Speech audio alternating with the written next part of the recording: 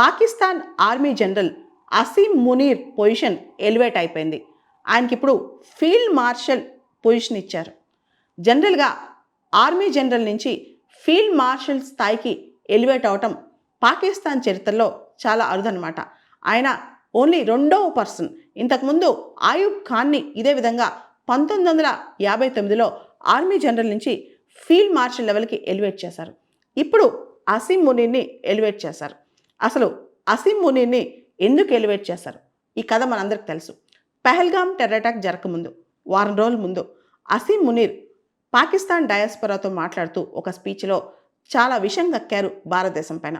ప్రత్యేకంగా కాశ్మీర్ పాకిస్తాన్కి jugular vein లాంటిదని చెప్పి, అంటే ఆల్మోస్ట్ కీలకమైన నాళం లాంటిదని చెప్పి, కాశ్మీర్ని వదలబోమని చెప్పి, అదేవిధంగా Hindu way of life, Muslim way of life రెండు వేరువేరని చెప్పి ఆయన చాలా విషయాలు చెప్పుకొచ్చారనమాట.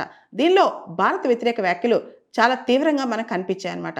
ఆ తర్వాత వారం రోజులకే పహల్గామ్ టెర్రర్ అటాక్స్ జరిగాయి. ఇప్పుడు పాకిస్తాన్ క్యాబినెట్ ఆయనకి పూర్తి స్థాయిలో ఫీల్డ్ మార్షల్ ఇచ్చిందనమాట.